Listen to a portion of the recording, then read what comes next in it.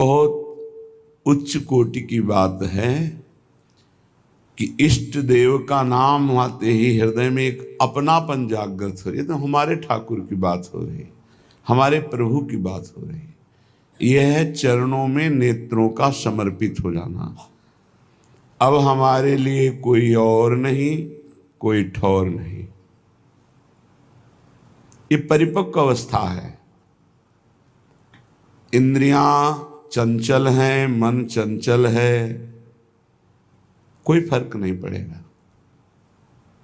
इस बात को गंभीरता से समझ लिया जाए। प्रभु एक अपनेपन को ही मानते हैं, चाहे जितनी बड़ी बड़ी साधना हो। यदि कोई और है, कोई और ठौर है, तो रंग नहीं आएगा। ये रसिकों के संग से और ठौर दोनों खत्म हो जाती है। एक अनन्य आश्रय आ जाता है। ये बहुत बड़ा विश्राम स्थल है। भरोसा, आश्रय, शरणागति, अपनापन, अवलंबन, प्रपत्ति, ये सब एक ही पर्यायवाची शब्द हैं। एक ही बात है ये, और यही विश्राम है। आगे वर्णन करते हैं कि मेरा हृदय कहीं भी जा सकता है, मेरे में सामर्थ्य नहीं है। आप इसको पकड़ लीजिए तो ये कहीं ना जाए। हे हृदयाराध्य राधा वल्लभ लाल, आप अपने श्री चरण प्रकाशित कीजिए हृदय में, तो हमारा हृदय फिर कहीं किसी को अपना ना मान ले। बड़ा खतरा है यहाँ किसी व्यक्ति, वस्तु, स्थान को अपना मानना, और बिना माने अपने को असहाय समझता है। कोई व्यक्ति दोस्त ना हो, कोई हमारी अनुकूलता ना बने, कोई पदार्थ जो हम चाहते ना मिले, तो ऐसा लगता है जीवन अधूरा है। यद्यपि ये जीवन बहुत अच्छा जीवन है, पर प्रभु से अपनापन न होने के कारण उसे अधूरा लगता है। नहीं, सही आपसे कहते, जो विश्राम अनन्यता में है वो बड़ी बड़ी साधना में नहीं है, अन्य आश्रय लेकर। और कोई साधना नहीं, अनन्यता है, पड़ा है, तो उसे जो दिव्य गति प्राप्त होगी वो बड़े बड़े साधनों से नहीं प्राप्त होती। जो अनन्य होता है, आश्रित होता है, उसमें कभी साधन का भाव आता ही नहीं है। देखो ध्रुवदास जी महाराज कह रहे हैं, सबे अंग गुणहीन हो, ताप व्रत नियम संयम ज्ञान विज्ञान जो बोलो, सबे अंग गुणहीन हो, ताको जतन न कोई, एक किशोरी कृपाते, जो कछ होए सो होई, सोऊ कृपा अति सुलभ नहीं, ताको कौन उपाओ, चरण शरण हरिवंश की, सहजे ही बने बनाओ। आचार्य शरणागति पर दृढ़ विश्वास, गुरु प्रपत्ति पर पूर्ण विश्वास, ये आराध्य देव तभी प्रकाशित होते हैं जब रसिकों के संग से और ठौर का नाश हो जाता है।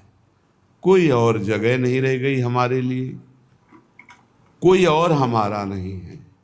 ये बहुत बढ़िया स्थिति है। आप इसको हृदय में धारण करने की चेष्टा कीजिए, विश्राम मिल जाएगा।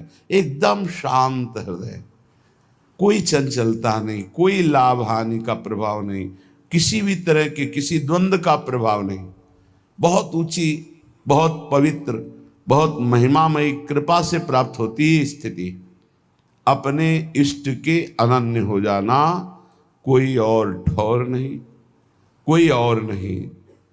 दुख सुख की बातें हम जिससे कर सके, कोई और नहीं।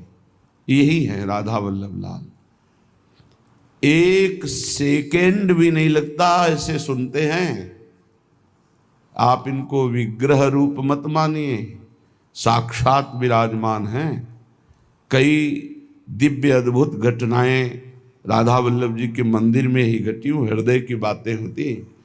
एक सेकेंड भी कहने के बाद सेकंड तब पूरा हुआ जब बात पूरी हो गई, तत्काल। बहुत कृपा स्वरूप है। अपने आराध्य देव में ऐसी प्रीति हो जाए कि हमारा हृदय बड़े से बड़े लाभ मिलने की लुभावनी वृत्ति पर भी अपने इष्ट देव को ना छोड़े। यद्यप परिस्थिति बहुत गड़बड़ है, ध्यान देना, परिस्थिति बहुत गड़बड़ है। सामने हमें लुभाया जा रहा है कि इधर कदम रख दो, परिस्थिति ठीक हो जाएगी, हम ये सहयोग कर देंगे, ऐसा वैसा। आप कभी टूटना नहीं, बस फिर चमत्कार देखना। प्रभु की कृपा का फिर अनुभव ऐसा होगा कि आप असली में अनन्य हो जाएंगे।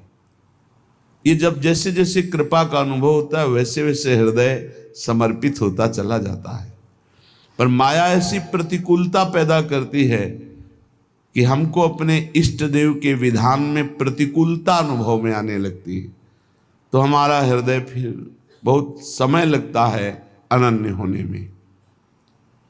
कह रहे करो कृपा मेरे ऊपर जियरा अति ही भटके। देखो हमने बड़े बड़े महापुरुषों को देखा है,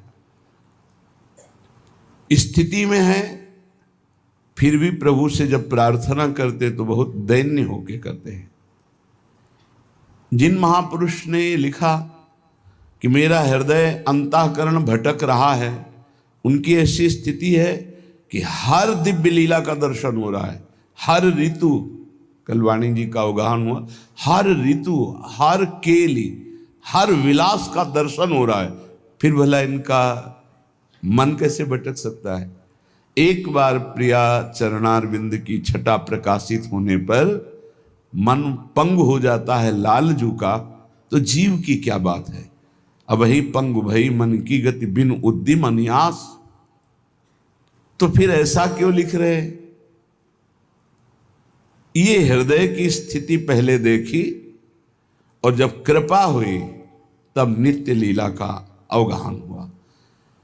सबका हृदय भटकता है, अपने आराध्य देव में समर्पित हो जाने के बाद ये सब खत्म हो जाता है।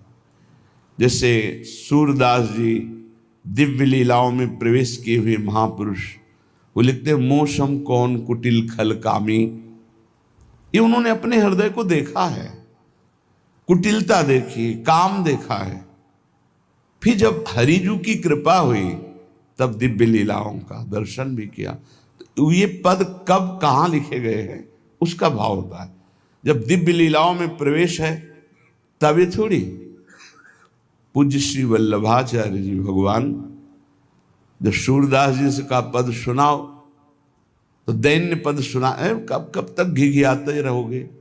प्रभु की कोई लीला का पद सुनाओ तो उनका प्रभु लीला स्फुरित हो तब तो सुनाए। तो कर कमल जे भी अभय कमल सर पर रखा, ये बड़ा चमत्कारिक होता है आचार्य गुरुजनों का कृपा प्रसाद। कटे कर्म बंधन संसारी, कमल कर जिन अभय दीन्हे कर्म बंधन सब कटे। उसी समय दिव्य लीला का प्रादुर्भाव। फिर देखो लाखों की संख्या में लीला के पद श्री सूरदास जी ने। ऐसे बड़े महापुरुष जब विनय करते हैं तो उनके हृदय में अपने हृदय की स्थिति जो पूर्व से रही है उसको लिखते हैं। जैसे गोस्वामी तुलसीदास जी कह रहे, जो मैं अपने अवगुण कहूं बाढ़े कथा पार नहीं लाऊं। इसका मतलब वो मिथ्या नहीं बोल रहे, महापुरुष कभी झूठ नहीं बोलते।